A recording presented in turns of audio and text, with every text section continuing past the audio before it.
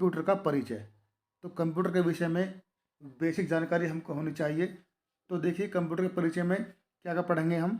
Introduction to computer. तो देखिए computer क्या है, कंप्यूटर और उसके अनुप्रयोगों का विकास, हार्डवेयर और सॉफ्टवेयर की मूल बातें, आईटी गैजेट्स और उसके अनुप्रयोग, मोबाइल ऐप्स इत्यादि, इनके बारे में इसी वीडियो में हम जानकारी लेंगे। चलिए देखते हैं इंट्रोडक्शन ऑफ कंप्यूटर। तो देखिए कंप्यूटर शब्द की उत्पत्ति लैटिन भाषा के कंप्यूटेयर, ये शब्द है कंप्यूटेयर, कंप्यूटेयर शब्द से हुई है जिसका अर्थ गणना करना है।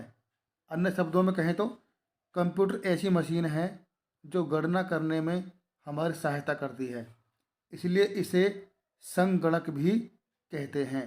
ठीक है, संगणक भी कहते हैं कंप्यूटर को, हिंदी में संगणक कहते हैं। ठीक है, वर्तमान में इसका कार्यक्षेत्र बहुत अधिक विस्तृत और व्यापक हो चुका है। इसकी क्षमताओं और विशेषताओं को देखकर इसका नाम कंप्यूटर ही प्रचलित हो गया है। तो कहने का मतलब ये है कि कंप्यूटर शब्द जो कि लैटिन भाषा का शब्द है, इससे कंप्यूटर के शब्द की उत्पत्ति हुई है जिसका अर्थ होता है गणना करना। ठीक है, और इसको क्या कहा जाता है, संगणक भी कहते हैं। अब देखते हैं कंप्यूटर क्या है, व्हाट इज कंप्यूटर। तो देखिए भाई, कंप्यूटर एक इलेक्ट्रॉनिक डिवाइस है जिसमें डाटा को प्राप्त, प्रोसेस, संग्रहित अथवा प्रदर्शित करने की क्षमता होती है। कंप्यूटर हार्डवेयर और सॉफ्टवेयर का ऐसा संयोजन है जो डाटा को सूचना यानी कि इन्फॉर्मेशन में परिवर्तित करता है। कंप्यूटर का वर्गीकरण। तो देख कंप्यूटर को कई तरीके से हम बांट सकते हैं। तो पहले देखेंगे हम आकार के आधार पर कंप्यूटर का वर्गीकरण करेंगे, या आकार के आधार पर कंप्यूटर के प्रकार जो होते हैं उनके बारे में जानेंगे। तो देखिए आकार के आधार पर micro computer, mini computer, main frame computer और सुपर कंप्यूटर। ठीक है, इन इन इन भागों में इसको बांटा गया है आकार के अनुसार। यदि हम बात करें कार्य के आधार पर, तो देखिए कार्य के आधार पर कंप्यूटर को बांटा गया है एनालॉग कंप्यूटर, डिजिटल कंप्यूटर और हाइब्रिड कंप्यूटर में बांटा गया है। यदि हम बात करें उद्देश्य के आधार पर, तो देखिए सामान्य उद्देश्य कंप्यूटर और विशिष्ट उद्देश्य कंप्यूटर, ये दो भागों में उद्देश्य के आधार पर बांटा गया है। तो ये बातें आपको मालूम होनी चाहिए। ठीक है, आकार के आधार पर, कार्य के आधार पर और उद्देश्य के आधार पर कंप्यूटर के प्रकार।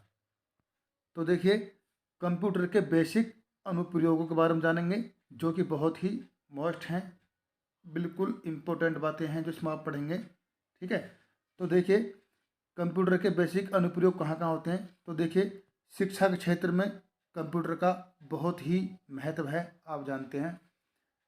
संचार के क्षेत्र में कंप्यूटर का विशेष महत्व है।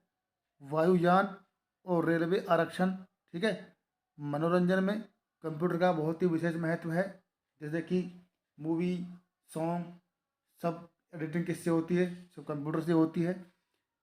ठीक, रक्षा एवं आंतरिक प्रौद्योगिकी में कंप्यूटर का विशेष महत्व है, यानी कि डिफेंस एंड स्पेस में, और वाणिज्य में भी। उसके बाद देखिए विज्ञान और इंजीनियरिंग में कंप्यूटर का विशेष महत्व है। उद्योग धंधों में कंप्यूटर का विशेष महत्व है। अब उधर देख लीजिए बैंक, चिकित्सा और ये प्रशासन होगा, एडमिनिस्ट्रेशन, और देखिए ई कॉमर्स, इन सभी में कंप्यूटर का एक विशेष महत्व है। तो दोस्तों ऐसा कोई क्षेत्र नहीं बचा हुआ है जिसमें कंप्यूटर का उपयोग ना किया जाता हो। तो इसलिए मैं आपसे बार बार कहता हूँ कंप्यूटर पढ़िए, कंप्यूटर को एक विषय मानकर चलिए और इसको ध्यानपूर्वक पढ़िए, समझिए और कंप्यूटर सीखिए, तभी आपका भविष्य उज्जवल होगा। इसके बिना आपकी शिक्षा अधूरी है और कंप्यूटर सीखना हमारी मजबूरी है। तो चलिए आगे बढ़ते हैं। हार्डवेयर और सॉफ्टवेयर के मूल तत्व, इनके बारे में बहुत एग्जाम में पूछा जाता है आजकल। तो पहले पढ़ेंगे हम हार्डवेयर के बारे में। तो देखिए कंप्यूटर के वे सभी भाग जिन्हें हम देख सकते हैं और स्पर्श कर सकते हैं कंप्यूटर हार्डवेयर के नाम से जाने जाते हैं। कंप्यूटर को ही कंप्यूटर के भागों के नाम से जाना जाता है। Monitor, keyboard, hard disk, drive, mouse, printer, memory, motherboard, graphics card, sound card आदि हार्डवेयर डिवाइस हैं। तो कहने का मतलब ये है, कंप्यूटर के वो सभी पार्ट जिनको हम हाथों से छू सकते हैं, स्पर्श कर सकते हैं, वो सभी क्या होते हैं, वो हार्डवेयर कहलाते हैं। ठीक है, जैसे कि कीबोर्ड हो गया, मॉनिटर हो गया, और हार्ड डिस्क है, hard drive, mouse, printer, memory, motherboard, graphics card, sound card. ठीक है, ये सभी कैसे हैं, वो हार्डवेयर होते हैं। अब जानेंगे हम कुछ हार्डवेयर डिवाइस के बारे में। ठीक है, तो कुछ हार्डवेयर डिवाइस इस प्रकार से हैं। तो देखिए, इनपुट इनपुट यूनिट या इनपुट डिवाइस। ठीक है, आउटपुट यूनिट या आउटपुट डिवाइस। ठीक है, central processing unit, computer memory या मेमोरी यूनिट। ठीक है, तो ये सब कैसे होते हैं, ये सब हार्डवेयर होते हैं। तो पहले देखेंगे हम इनपुट यूनिट के बारे में या इनपुट डिवाइस के बारे में। तो देखिए, ये वे हार्डवेयर होते हैं जो डाटा को कंप्यूटर में भेजते हैं। कुछ प्रमुख इनपुट डिवाइस निम्न प्रकार से हैं। अब हम पढ़ेंगे इनपुट डिवाइसों के बारे में, जिनके बारे में परीक्षाओं में एक न एक प्रश्न अक्सर पूछा जाता है। इनपुट डिवाइस और आउटपुट डिवाइस क्या होते हैं, इनके उदाहरण, इनसे आप क्या समझते हैं। तो ये हमको भली बात मालूम होना चाहिए। चलिए पढ़ते हैं इनपुट डिवाइस के बारे में। सबसे मुख्य इनपुट डिवाइस होता है, वो होता है कीबोर्ड। और कंप्यूटर में सबसे ज़्यादा उपयोग की जाने वाली अगर कोई चीज़ है तो वो है कीबोर्ड। ठीक है, कंप्यूटर में कीबोर्ड का विशेष महत्व होता है। अब अभी मैं कुछ दिन पहले ये टीवी पर कौन बने करोड़पति केबीसी देख रहा था, तो उसमें अमिताभ बच्चन जी ने एक सवाल किया था कि कंप्यूटर कीबोर्ड में सबसे बड़ी की कौन सी होती है। उसके 4 ऑप्शन दिए हुए थे। कौन कौन से दिए हुए थे, ये क्या नाम है, बैक स्पेस, या फिर ये स्पेस बार, और कंट्रोल, और अल्ट्रेक। तो दोस्तों बताइए, वो कौन सा बटन हो सकता है जो कि सबसे बड़ा बटन होता है कंप्यूटर के कीबोर्ड में, तो वो होता है स्पेस बार। तो छोटी छोटी बातें आपको मालूम होनी चाहिए कीबोर्ड के बटनों के बारे में, और मैं समझाऊंगा इस वीडियो में एक एक बटन के बारे में आपको। तो वीडियो को ध्यान से देखिए, पूरा देखिएगा। चलिए सबसे पहले पढ़ेंगे हम कीबोर्ड के बारे में। तो देखिए, यह सर्वाधिक प्रयोग में लाई जाने वाली इनपुट डिवाइस है। इससे कंप्यूटर में डाटा या सूचनाएं इनपुट कराई जाती हैं। यह टाइपराइटर के समान होता है। इसमें कुंजियों यानी कीज को दबाकर कोई भी टेक्स्ट जैसे शब्द, संख्याएं और अनेक तरह के चिन्ह टाइप कर सकते हैं। ठीक है, हम जो भी टाइप करते हैं सब हम कीबोर्ड के माध्यम से करते हैं, चाहे वो संख्याएं हो, चाहे वो कोई भी इस पर चिन्ह हो, तो सब किससे करते हैं, हम कीबोर्ड के माध्यम से ही करते हैं। चलिए अब देख लेते हैं कीबोर्ड की कुंजियों के बारे में। तो देखिए, जो कुंजियाँ होती हैं, जो कीज होती हैं, उनके कौन कौन से प्रकार होते हैं, कौन कौन सी कीज होती हैं और किस कीज का क्या उपयोग होता है, वो सब हम पढ़ेंगे इस वीडियो में। तो ध्यानपूर्वक पढ़िएगा, ध्यान समझिएगा। एक कापी और पेन लेकर बैठ जाइए, एक एक चीज़ के बारे में नोट्स बनाते चलिए, ताकि भविष्य में आपको पढ़ना पड़े तो नोट्स में पढ़ लें और आपको याद रहे। तो देखिए, कीबोर्ड की निम्न प्रकार की कुंजियाँ होती हैं। ठीक, कौन कौन सी कुंजियाँ होती हैं, तो सबसे पहले पढ़ेंगे हम अक्षर कुंजियों के बारे में। तो देखिए, अक्षर कुंजियाँ जिनको हम अंग्रेजी में कहते हैं अल्फ़ाबेट कीज। ठीक है, अल्फ़ाबेट कीज। देखिए, ये गलत टाइप हो गया अंग्रेजी में, ये अल्फ़ाबेटिक कीज है। ठीक है, तो ये अल्फ़ाबेटिक कीज कौन कौन सी होती हैं, तो देखिए, ए से लेकर के जेड तक, यानी कि जो हम ABCD लिखते हैं, टाइप करते हैं, वो सब हमारी कैसी होती हैं, अक्षर कुंजियाँ होती हैं या अल्फ़ाबेट कुंजियाँ होती हैं।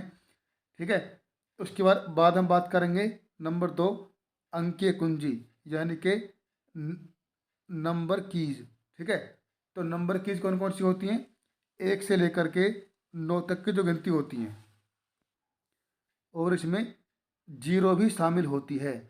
कहने का मतलब ये है कि 0 से लेकर के 9 तक की जो गिनतियाँ होती हैं, वो सब क्या होती हैं, नंबरल कीज होती हैं। ठीक है, अंकीय कुंजी होती हैं, जिनकी सहायता से हम अंकों को टाइप करते हैं।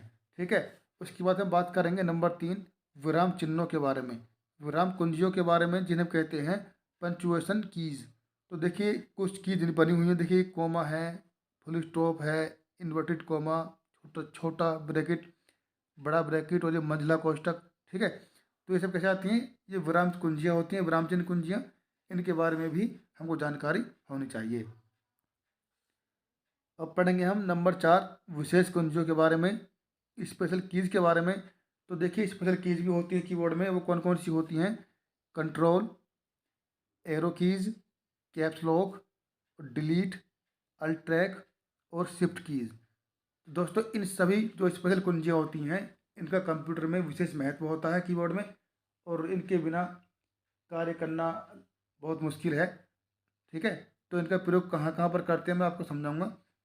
ठीक है, तो हमें सबसे पहले इनको पता होना चाहिए कि कौन कौन सी कीज होती हैं जो कि स्पेशल कीज होती हैं, क्योंकि इनसे संबंधित कोई ना कोई प्रश्न परीक्षाओं में पूछा जाता है। जैसे कि ट्रिपल सी का एग्ज़ाम हुआ, और तुम्हारा super TET, UP police, Delhi police, इस तरह जो भी टेस्ट होते हैं सभी में कंप्यूटर के विषय में प्रश्न आते हैं।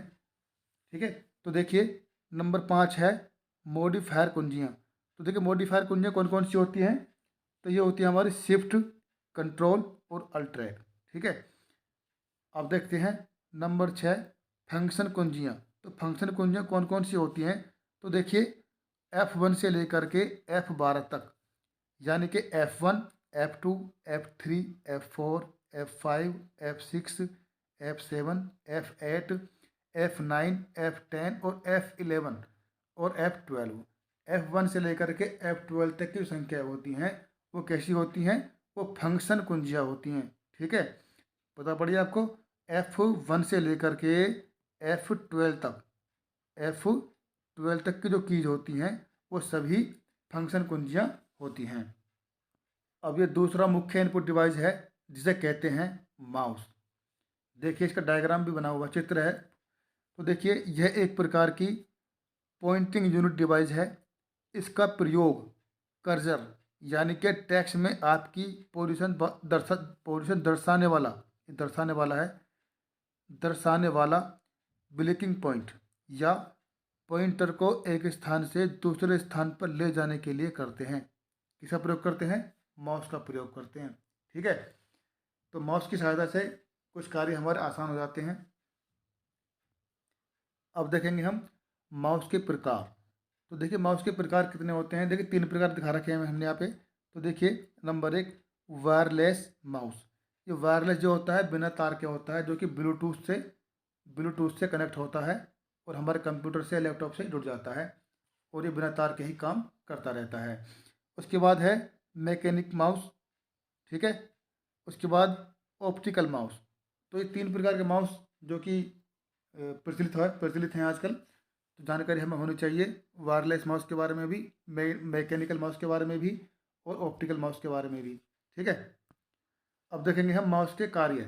तो देखिए माउस के 4 प्रमुख कार्य निम्न प्रकार से हैं, और वो कौन कौन से हैं?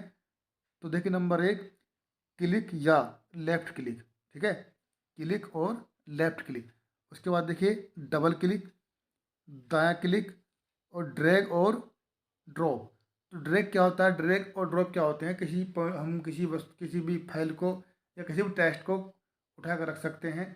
जैसे मूवी सॉन्ग को उठाकर हम दूसरी डिस्क में जो उठा कर रखते हैं या डेस्कटॉप पर रख लेते हैं, तो उसे कहते हैं हम ड्रैग करना या ड्रॉप करना। ठीक है, और डबल क्लिक हम कहाँ पर करते हैं? तो देखिए डबल क्लिक जो करते हैं किसी फोल्डर को खोलने के लिए करते हैं। कोई फोल्डर खोलना हो या कोई एप्लीकेशन हम खोलनी हो, तो वहाँ पर क्या करते हैं? हम डबल क्लिक करते हैं। ठीक है, और दायां क्लिक तो हमारा काम करता ही रहता है। इसको चाहे हम दायां बायां कोई से बटन पर सेटिंग कर सकते हैं। ठीक है, कुछ लोग होते हैं जो कि उल्टे हाथ से लिखते हैं या उल्टा हाथ चलाते हैं, तो जो लेफ्ट हैंडेड होते हैं उनके लिए भी इसमें सुविधा है कि आप लेफ्ट हैंड भी सेट कर सकते हैं और राइट वाला राइट पर सेट कर सकते हैं। ठीक है, अब पढ़ेंगे हम कुछ अन्य इनपुट डिवाइसों के बारे में जो कीबोर्ड और माउस के अतिरिक्त हैं या इनके अलावा हैं। तो देखिए कौन कौन से इनपुट डिवाइस होते हैं, मैं आपको बताता हूँ। तो देखिए नंबर 1 हमने देखा ट्रैक बॉल। ठीक है, ये सब क्या है? सब इनपुट डिवाइस हैं भाई। पूरी लिस्ट जो आप देख रहे हैं पूरी कंप्लीट, ये सब इसमें इनपुट डिवाइस हैं। तो देखिए track ball, joystick, light pen, touch screen और डिजिटाइजर्स और graphics, barcode reader, optical mark reader, optical character recognition.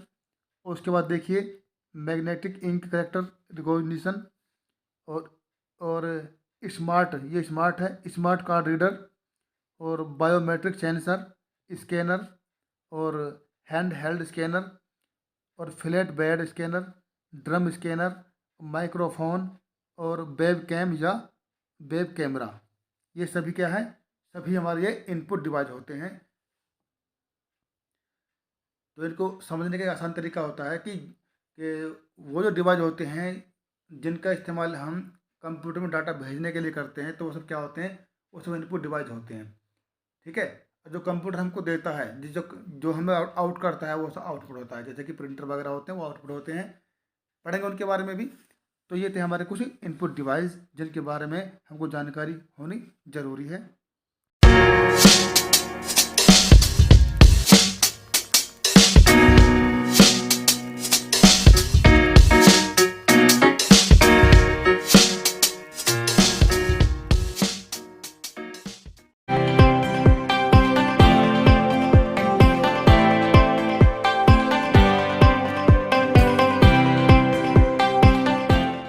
दोस्तों, पिछली वीडियो में आपने पढ़ा था आउटपुट और इनपुट डिवाइस के बारे में, जिनमें हमने आपको इनपुट डिवाइस पूरे करा दिए थे और आउटपुट डिवाइस रह गए थे, तो बताया था। आज हम पढ़ेंगे आउटपुट डिवाइस कौन कौन से होते हैं।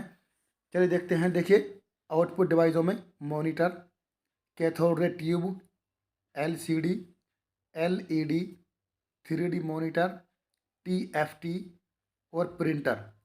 उसके बाद देखेंगे ये प्लॉटर होता है, हेडफोन, स्पीकर, प्रोजेक्टर। तो दोस्तों क्या हुए, ये सभी आउटपुट डिवाइस होते हैं, यानी कि जो हमको दिखाते हैं या हमको कुछ देते हैं, वो क्या होते हैं, वो आउटपुट डिवाइस होते हैं।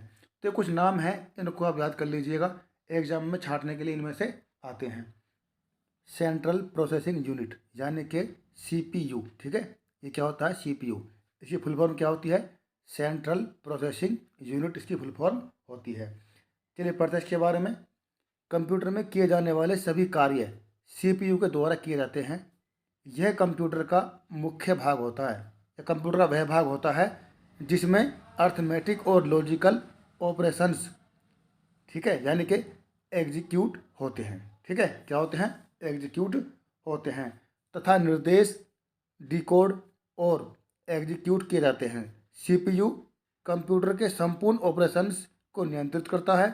CPU को कंप्यूटर का मस्तिष्क कहा जाता है। ठीक है, कभी कभी इसके बारे में पूछ लिया जाता है कि कंप्यूटर का मस्तिष्क किसे कहते हैं, तो CPU को ही कहते हैं।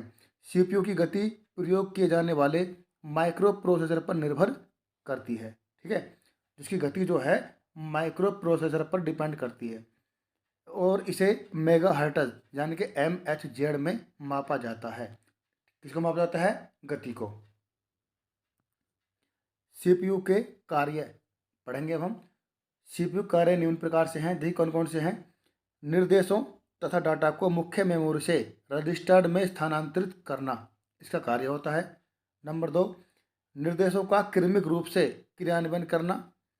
आवश्यकता होने पर आउटपुट डाटा को रजिस्टर से मुख्य मेमोरी में स्थानांतरित करना। तो ये थे इसके मुख्य। तो देखिए CPU के अवयव कौन कौन से इसके अवयव हैं, तो देखिए अर्थमेटिक लॉजिक यूनिट, जिसे हम कहते हैं शॉर्टकट में ALU। क्या कहते हैं, ALU। CPU के लिए सभी प्रकार की अंकगणितीय क्रियाएं, जैसे कि जोड़ना, घटाना, गुना, ये गुना है, गुना और गुना करना, ये भाग देना, और तुलना या तर्क आदि इसी के अवयव हैं। ठीक है, कहने का मतलब यह है कि जो गणितीय क्रियाएं होती हैं वो सभी ALU के द्वारा होती हैं। ठीक है।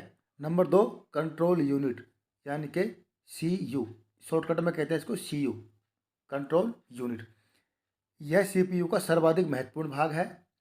यह कंप्यूटर के सभी भागों के कार्यों पर नज़र रखता है और उनमें परस्पर तालमेल बैठाने के लिए उचित आदेश भेजता है।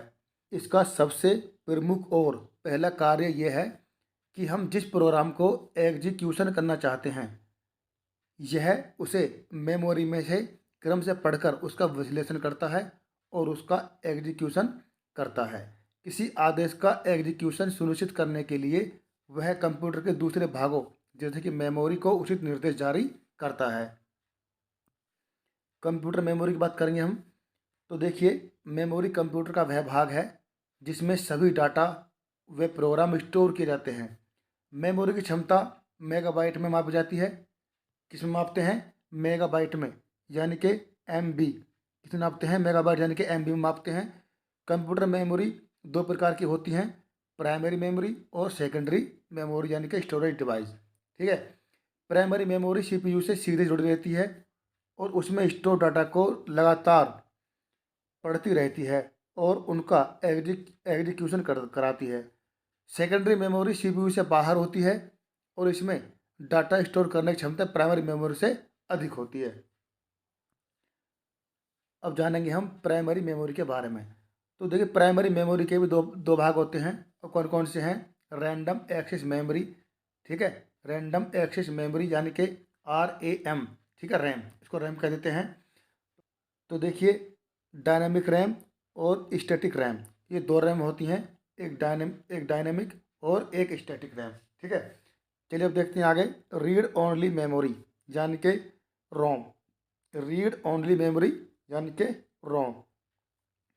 तो कभी कभी एग्जाम में इसकी फुल फॉर्म पूछ ली जाती है, तो आपको पता होना चाहिए।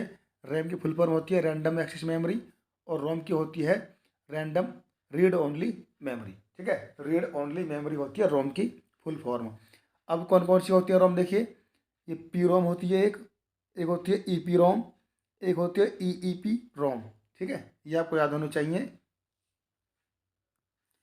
अब पढ़ेंगे हम सेकेंडरी मेमोरी यानी कि स्टोरेज डिवाइस के बारे में। ठीक है, तो देखिए, इस मेमोरी को बाह्य या एक्सटर्नल या द्वितीयक या ऑक्सिलरी मेमोरी भी कहा जाता है। इसे नॉन वॉलेटाइल मेमोरी भी कहा जाता है।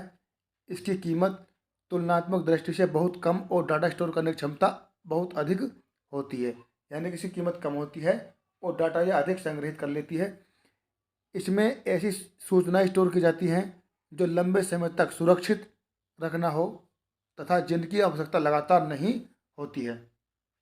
कुछ मुख्य सेकेंडरी स्टोरेज डिवाइसों का विवरण निम्नलिखित है। देखिए, कौन कौन से मुख्य डिवाइस हैं वो। तो देखिए, फ्लॉपी डिस्क, यह एक वृत्ताकार डिस्क होती है जिसमें दोनों ओर चुंबकीय पदार्थ के लेप चढ़ा होता है। ठीक है, चुंबकीय पदार्थ की लेप चढ़ी होती है इस पर।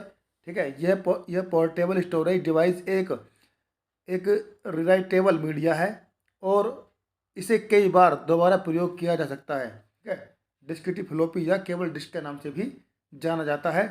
फ्लॉपी डिस्क पर कोई सूचना लिखने या उसे पढ़ने के लिए एक विशेष उपकरण की आवश्यकता होती है जिसे फ्लॉपी डिस्क ड्राइव कहते हैं। क्या कहते हैं उसको, फ्लॉपी डिस्क ड्राइव। इसको पढ़ने के लिए इसकी आवश्यकता होती है। ठीक है, वर्तमान में इसका प्रयोग लगभग समाप्त हो गया है। ठीक है, अब देखिए, हार्ड डिस्क ड्राइव, इसको कहते हैं शॉर्टकट में HDD, हार्ड डिस्क ड्राइव। इन्हें फिक्सड डिस्क भी कहते हैं।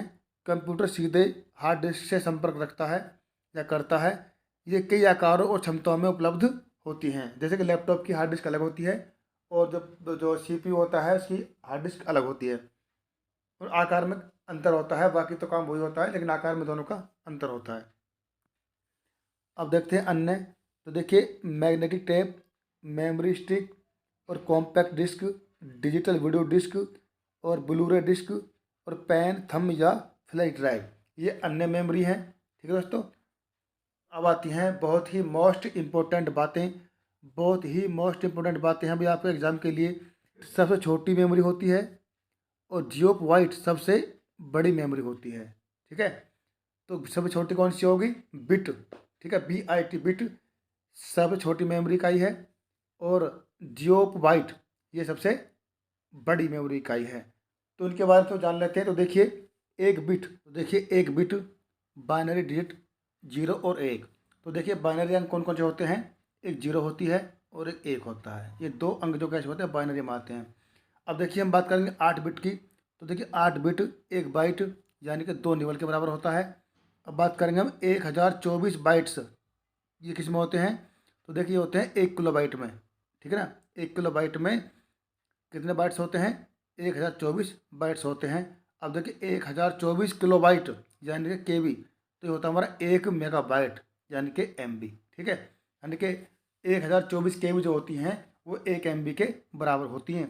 उसी तरीके से 1024 मेगाबाइट, 1024 मेगाबाइट यानी कि 1024 MB जो होंगी वो 1 गीगाबाइट यानी कि GB, 1 GB के बराबर होती हैं 1024 मेगाबाइट यानी कि MB। कहने का मतलब ये है कि 1 GB में 1024 MB होती हैं। आगे देखिए 1024 गीगाबाइट बराबर 1 टेराबाइट यानी कि TB 1 TB। तो 1 TB में कितनी GB होती हैं? 1024 GB यानी कि गीगाबाइट। ठीक है। अब आगे देखिए 1024 टेराबाइट यानी कि 1024 TB में 1 पेटाबाइट यानी कि इसे कहते हैं पेटाबाइट को PB कहते हैं। ठीक है। 1024 पेटाबाइट में क्या होता है? 1 एक्साबाइट यानी कि EB। 1 एक्साबाइट यानी कि EB होता है। 1024 एक्साबाइट में 1 जेटाबाइट होता है। ठीक है। 1024 जेटाबाइट में 1 योटाबाइट यानी कि YB होता है। 1 योटाबाइट में 1 ब्रोंटोबाइट यानी कि ब्रोंटोबाइट कहते हैं इसको होता है। 1024 ब्रोंटोबाइट में 1 जियोबाइट होता है यानी कि 1 जियोबाइट। मैंने बताया था सबसे बड़ी इकाई क्या हमारी जियोबाइट है और सब छोटी इकाई क्या हमारी बिट होती है। ठीक है। तो दोस्तों ये टेबल आपके लिए बहुत ही मोस्ट इम्पोर्टेंट है, इसका अध्ययन आप भली बात कर लीजिए। इससे संबंधित एक नए प्रश्न परीक्षा में जरूर आता है। अब पढ़ेंगे हम सॉफ्टवेयर के बारे में। तो देखिए सॉफ्टवेयर क्या होते हैं, इनका इस्तेमाल कैसे होता है, जानेंगे हम अब इस वीडियो में। तो देखिए सॉफ्टवेयर प्रोग्रामिंग भाषा में लिखे गए निर्देशों अर्थात प्रोग्रामों की वह श्रृंखला है जो कंप्यूटर सिस्टम के कार्यों को नियंत्रित करता है तथा कंप्यूटर के विभिन्न हार्डवेयरों के बीच समन्वय स्थापित करता है जिससे किसी विशेष कार्य को पूरा किया जा सके। ठीक है। इसका प्राथमिक उद्देश्य डाटा को सूचना में परिवर्तित करना है। सॉफ्टवेयर के निर्देशों के अनुसार ही हार्डवेयर कार्य करता है। इसे प्रोग्रामों का समूह भी कहते हैं। तो कहने का मतलब यह है कि प्रोग्रामों का समूह किसे कहते हैं? तो सॉफ्टवेयर को ही कहते हैं। सॉफ्टवेयर के निर्देशों के अनुसार ही हार्डवेयर कार्य करता है।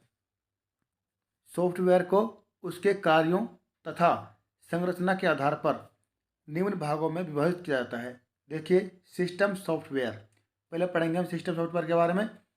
तो देखिए ऑपरेटिंग सिस्टम, उदाहरण के लिए बात करें MS-DOS, विंडोज XP या 2000 या 98, यूनिक्स या लाइनक्स ऑपरेटिंग सिस्टम के कुछ उदाहरण हैं। ठीक है। परीक्षा में ऑपरेटिंग सिस्टम के उदाहरण पूछे जाते हैं तो आपको याद होने चाहिए कौन कौन से हैं। MS-DOS, विंडोज XP और विंडो 2000 और विंडो 98, यूनिक्स और लाइनक्स आदि कुछ क्या है ये सभी ऑपरेटिंग सिस्टम हैं। अब देखिए एप्लीकेशन सॉफ्टवेयर। एप्लीकेशन सॉफ्टवेयर क्या होते हैं, ये क्या काम करते हैं, इनके बारे में पढ़ेंगे हम। ये कौन कौन से होते हैं? देखिए MS वर्ड ये एप्लीकेशन सॉफ्टवेयर होता है। MS Excel, Tally, CorelDraw, PageMaker, Photoshop आदि ये क्या है? ये सभी एप्लीकेशन सॉफ्टवेयर हैं। तो हमको मालूम होना चाहिए कि एप्लीकेशन सॉफ्टवेयर कौन से होते हैं। ठीक है। तो अब आगे पढ़ेंगे हम यूटिलिटी सॉफ्टवेयर। यूटिलिटी सॉफ्टवेयर कौन से होते हैं? तो देखिए पहले बात करूंगा मैं डिस्क कंप्रेशन की। ये क्या है? ये एक यूटिलिटी सॉफ्टवेयर है। अब देखिए डिस्क फ्रैगमेंटर और बैकअप यूटिलिटीज़, डिस्क क्लीनर्स और एंटीवायरस, ये सब कैसे होते हैं? यूटिलिटी सॉफ्टवेयर होते हैं। ठीक है। तो एंटीवायरस की बात करें हम तो देखिए दरक हैं नॉर्टन, क्विक हिल और K7, बहुत सारे एंटीवायरस हैं जो कि यूज होते हैं कंप्यूटर में वायरस को ख़त्म करने के लिए। अब हम पढ़ेंगे IT गैजेट्स के बारे में। तो देखिए IT गैजेट्स कौन कौन से होते हैं? Tablet, smartphone, smart fitness band और smart watch, Google glass, drone camera, spy pen, ये सब क्या है? ये सब IT गैजेट्स हैं। अब जानेंगे हम मोबाइल एप्लीकेशन के बारे में। दोस्तों आज सभी के पास मोबाइल फ़ोन है और उसमें जो एप्लीकेशन आप इस्तेमाल करते हैं उनके बारे में आपको भली भांति जानकारी होनी चाहिए किस एप्लीकेशन में क्या काम होता है। ठीक है। तो देखते हैं मोबाइल एप्लीकेशन यानी कि मोबाइल ऐप कुछ कंप्यूटर प्रोग्राम या सॉफ्टवेयर एप्लीकेशन हैं जैसे फ़ोन टैबलेट पर प्रयोग करने के लिए डिज़ाइन किया गया है। कुछ डिवाइस अपने निर्माताओं से कुछ मोबाइल ऐप या मोबाइल सेवा प्रदाताओं के साथ प्री लोडेड आते हैं जिनके साथ वे जुड़े हुए हैं। मोबाइल ऐप्स सामान्यतः ऐप्स वितरण प्लेटफॉर्म से उपलब्ध होते हैं। गूगल प्ले स्टोर और Apple play store, Windows phone store आदि प्रमुख ऐप्स वितरण प्लेटफॉर्म हैं।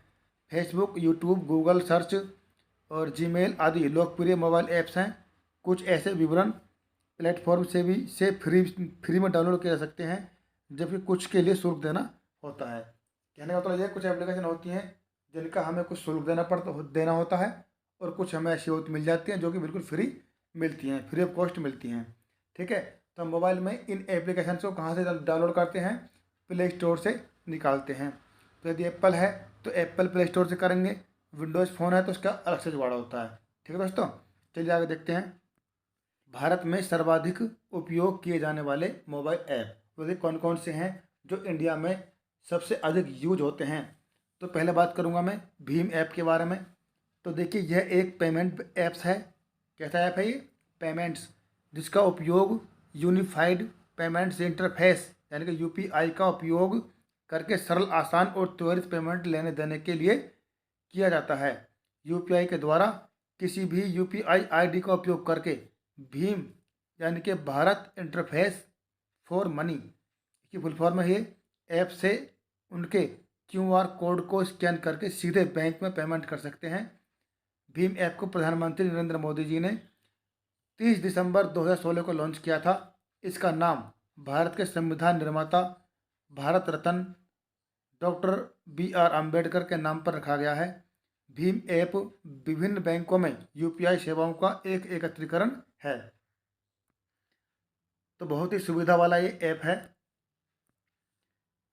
अब पढ़ेंगे हम भीम ऐप की विशेषताएं।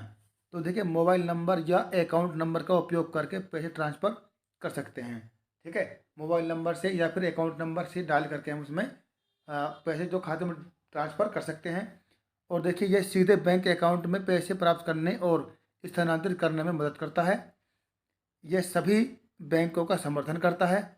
यह ऐप बिना इंटरनेट के भी काम कर सकता है। ठीक है, तो ये जो ऐप है बिना इंटरनेट के भी काम कर सकता है। अब देखिए, उपयोगकर्ता स्कैन और भुगतान के माध्यम से क्यूआर कोड स्कैन करके भुगतान कर सकता है तथा अपना क्यूआर कोड भी जनरेट कर सकता है। अब देखेंगे हम पेटीएम ऐप, यह भी बहुत ही उपयोग में आता है। तो देखिए, यह ऐप भारत का सबसे बड़ा मोबाइल पेमेंट ऐप है। पेटीएम की स्थापना अगस्त 2010 को नोएडा में इसके संस्थापक विजय शेखर शर्मा द्वारा की गई थी। ठीक है, यह पेमेंट ऐप के साथ साथ शॉपिंग वेबसाइट भी है। इस ऐप के माध्यम से विभिन्न प्रकार के भुगतान जैसे कि DTH recharge, mobile recharge, gas bill, बिजली बिल, ई टिकटिंग आदि लगभग सभी जगह भुगतान कर सकते हैं हम इसकी सहायता से। ठीक है, जो हमारा फ़ोन पे होता है वो भी इस तरह से काम कर सकता है। पेटीएम की विशेषताएं कौन कौन सी देख लेते हैं। जो उपयोगकर्ता पेटीएम ऐप पर उपलब्ध हैं। पेटीएम ऐप की विशेषताएं देख लेते हैं। तो देखिए, जो उपयोगकर्ता पेटीएम ऐप पर उपलब्ध हैं वे पेटीएम अर्थात शॉपिंग वेबसाइट से शॉपिंग भी कर सकते हैं। यह उपयोगकर्ता को विभिन्न प्रकार के ऑफर भी उपलब्ध कराता है। उपयोगकर्ता पेटीएम ऐप पर ट्रेन टिकट, बस टिकट, मूवी टिकट आदि बुक कर सकते हैं। ठीक है, अब बात करेंगे हम डिजी लॉकर ऐप की। ये बहुत ही पॉपुलर हो चुका है। अब देखिए, यह आधार कार्ड और सेल फोन नंबर दोनों से जुड़े सभी प्रकार के डॉक्यूमेंटों को संग्रहित करने के लिए डिजिटल लॉकर है जो आपके मोबाइल में स्टोर रहता है। ठीक है, इस ऐप को 1 जुलाई 2015 को लॉन्च किया गया था। शुरुआत में प्रदान किया गया स्टोरेज स्पेस 100 MB था इसमें। बाद में कितना कर दिया गया? 1 GB कर दिया गया। जब लॉन्च हुआ था तो इसमें 100 MB डाटा था, 100 MB स्पेस था, और आज इसमें कितना है? 1 GB कर दिया गया है। नवीनतम आंकड़ों के अनुसार डिजी लॉकर के 1.35 करोड़ उपयोगकर्ता हैं। कितने हैं? 1.35 करोड़ उपयोगकर्ता हैं। इसका उपयोगकर्ता पैन कार्ड, मार्कशीट, जाति प्रमाण पत्र, जन्म प्रमाण पत्र, राशन कार्ड आदि के लिए कर सकते हैं। तो कहने का मतलब ये है कि यदि हम कोई एग्ज़ाम पास करते हैं, जैसे कि CTET हुआ, यूजीसी नेट हुआ, तो उसका जो रिजल्ट कार्ड है, स्कोर कार्ड है, सर्टिफिकेट है, हम अपने डिजिलॉकर में स्टोर कर सकते हैं। अपना आधार कार्ड इसमें स्टोर कर सकते हैं। तो ये हमारे जो डॉक्यूमेंट्स को सुरक्षित रखता है। वोटर हेल्पलाइन ऐप के बारे में पढ़ेंगे। तो देखिए, नए मतदाता वोटर आईडी बनाने के लिए इस पर रजिस्ट्रेशन कर सकते हैं। मतदाता अपना नाम मतदान सूची में यानी कि ईपीआईसी नंबर या ईपीआईसी कार्ड के बारकोड द्वारा सर्च कर सकते हैं। चुनावी सेवाओं से संबंधित शिकायतों को ऑनलाइन रजिस्टर कर सकते हैं।